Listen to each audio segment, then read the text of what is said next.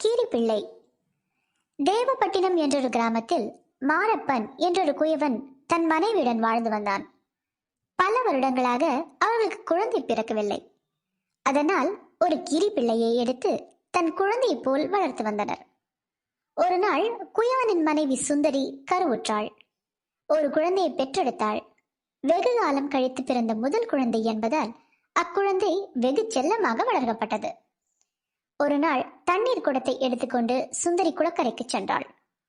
செல்லும் முன் தன் கணவனிடம், குழந்தை தூங்குகிறது, அருகிலேயே இருந்து பார்த்துக் கொள்ளுங்கள், குழந்தையை கீறி கழித்து விடப் போகிறது என்று கூறிவிட்டு சென்றாள்.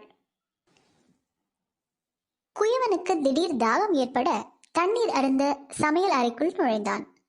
அந்த நேரம் பார்த்து ஒரு கருநாகம் வந்து குழந்தையின் தொட்டிலின் மேல் ஏற ஆரம்பித்தது. அதை பார்த்த கீரிப்பிள்ளை அப்பாம்பை துண்டு துண்டாக கடித்து குதறிவிட்டது. தண்ணீர் குடத்துடன் வந்த சுந்தரி கீரியின் வாயெல்லாம் ரத்தமாக இருந்ததை பார்த்து பதறிப்போனாள். ஐயோ, நம் குழந்தையை கீரிப்பிள்ளை கடித்து விட்டது என்று தவறாக நினைத்து ஆத்திரத்தில் சுந்தரி அக்கீரியின் மேல் நீர்க்குடத்தை தூக்கி போட்டாள். கீரிப்பிள்ளை அதே இடத்தில் வலி தாங்க முடியாமல் செத்தது.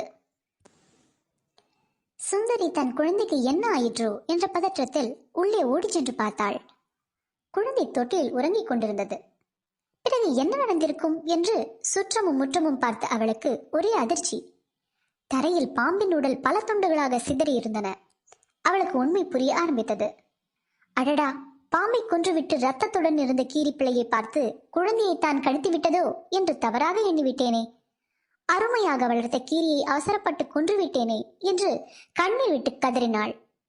சிறுகண நேரத்தில் நடந்து முடிந்துவிட்ட இந்த நிகழ்ச்சிகளை கேட்டு அறிந்து கொண்ட குயவன் தனது மனைவியை சமாதானப்படுத்தினான்.